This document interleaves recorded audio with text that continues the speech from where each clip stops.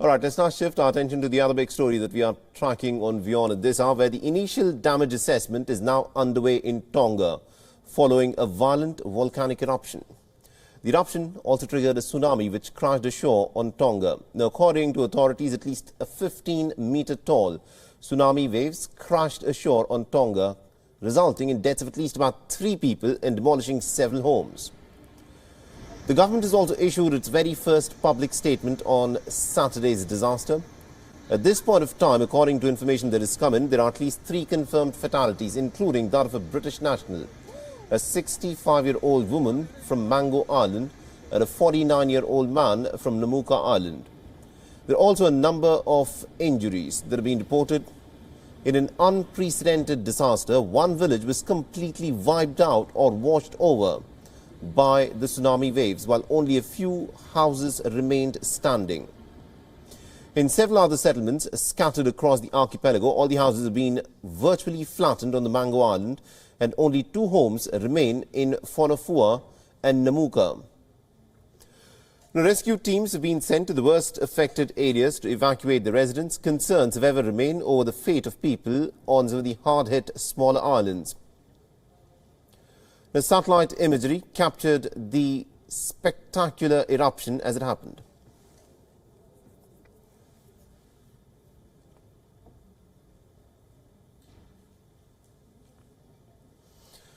So this is what the volcanic eruption looked like from space. There was a huge plume of ash, steam and gas that rose above the southern part of the Pacific. Communications being down pretty much everywhere in the region, making assessment extremely hard.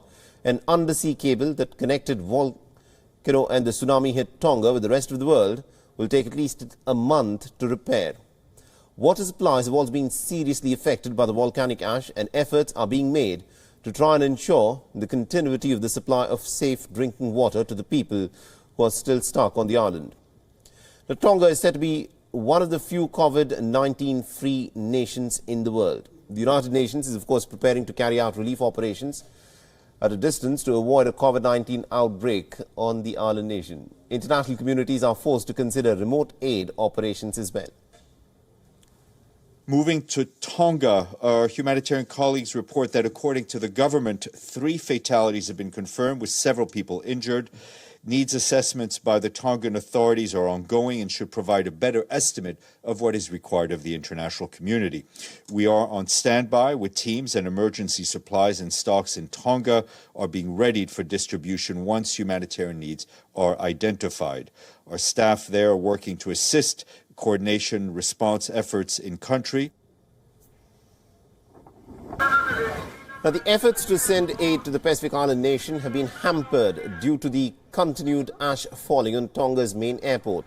Since submarine communication cables are also severed, Tonga has been virtually cut off from the rest of the world. Now, the ash covering the airport runway is also delaying deliveries. A towering ash cloud prevented earlier flights. Communications, both national and international, have been severed due to damage sustained by the submarine cables. The internet remains down as of this morning, and only as of yesterday, some slight communication was established with some of the outer islands through satellite phones and HF radios. Now, Australia, meanwhile, is working with New Zealand to provide the much-needed aid in support to the Pacific nation. China is also sending some emergency supplies to Tonga. Emergency supplies will include drinking water, food, personal protective equipment, and also disaster relief equipment. WION is now available in your country. Download the app now and get all the news on the move.